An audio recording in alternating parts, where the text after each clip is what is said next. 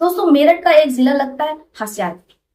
वहां एक लड़की 10 साढ़े 10 बजे थाने पहुंचती है, क्योंकि उस लड़की ने अपने ही पिता पर हमला कर दिया था और पिता की कुछ ऐसी संवेदनशील चीजें लेकर के वो थाने पहुंचती है।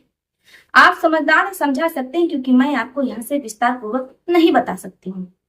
अब जो पिता रहता है वो दर्द से करहा रहा होता है। जैसे ही ये लड़की थाने पहुंचती है तो पुलिस वालों के भी हाथ पांव फूल जाते हैं। पुलिस वाले सीधे उस लड़की को लेकर के घर पर पहुंचते हैं और लड़की के पिता को हॉस्पिटल पहुंचाते हैं, क्योंकि जो पिता रहते हैं लड़की के, जिनका नाम दयालाल रहता है, दयालाल की जो संवेदनशील चीजें होती हैं वो कट चुकी होती है, क्योंकि उसकी बेटी ने अपने पिता को किन्नर बना दिया था। बाकी आप समझ सकते हैं। अब भला एक बेटी क्यों अपने ही पिता को किन्नर बना देती है? आप आश्चर्य में पड़ गए होंगे। हम आपको ये पूरी कहानी, पूरी घटना बताएंगे, इस रात से भी पर्दा उठाएंगे। लेकिन उससे पहले कुछ कहना चाहते हैं। दोस्तों, मैं भी उस्मान सैफी की तरह सच्ची घटनाएं, कहानियां आप लोगों को सुनाना चाहती हूँ। पत्रकारिता के इस क्षेत्र में आगे बढ़ना चाहती हूँ, लेकिन आप लोग इस प्रकार की कहानी और घटनाएं सुनना पसंद ही नहीं करते।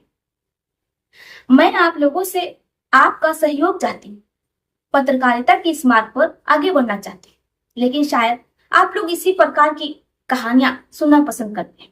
खैर, जो भी, चलिए अब बताते हैं आपको कि आखिर लड़की ने ऐसा क्यों किया होगा। आपके मन में भी तरह तरह का सवाल उठ रहा होगा। ये जो सच्ची घटना है, लड़की का नाम रिंकी रहता है, उम्र उसकी 19 वर्ष रहती है। माँ का देहांत हो चुका होता है। घर में और भी भाई बहन होते, चाचा चाची भी होते, पूरा एक पारिवारिक माहौल रहता है। लेकिन ये जो रिंकी रहती है, अब उसके जो पिता रहते हैं वो कुछ ऐसी चीजें रिंकी के साथ करते हैं कि रिंकी इन सब सारी चीजों से परेशान हो जाती है और ये फैसला लेती है कि वो अपने पिता के साथ ऐसा करेगी। और एक दिन वो इतनी ज्यादा गुस्से में आ जाती है, तैश में आ जाती है कि वो अपने पिता की ऐसी दुर्दशा कर देती है कि अब उसके पिता किसी को भी पत्नी सुख देने में असक्षम हो जाते हैं। बाकी आप समझदार है, समझ सकते हैं कि यहाँ पर मामला क्या रहा हो, क्योंकि मैं आपको यहाँ पर विस्तार से नहीं समझा सकती हूँ, नहीं बता सकती हूँ।